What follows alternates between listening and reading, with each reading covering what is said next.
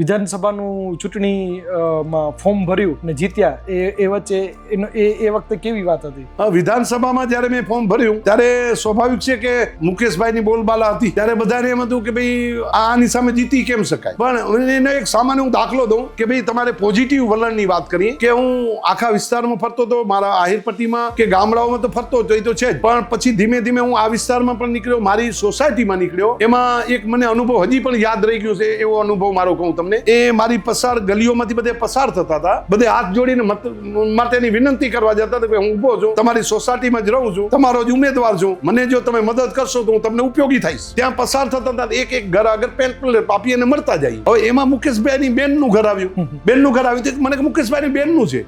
બીજા બાર ઉભી રાખી તો એ ઉમેદવાર હતા.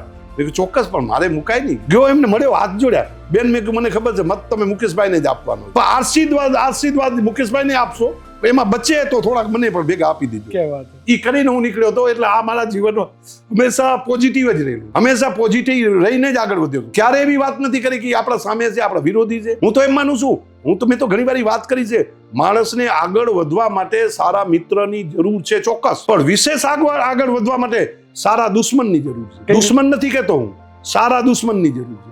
સારો દુશ્મન સારે કહું છું કે આપણા નબળા મિત્ર કરતા સારો દુશ્મન બહુ સારો. એ આપણો હરીફ છે, આપણા સામે હરીફાઈ કરે છે એટલે જ આપણને જગાડે છે અંદરથી કે તું કાંઈ કર મૂર્ખા. એ આપણો સારો દુશ્મન છે. અને બચપનથી યાદ જ છે, પહેલો નંબર તો હું જ લઈશ. લઉં ને લીધો છે ને એમાં સફળતા મળી છે મને બધી.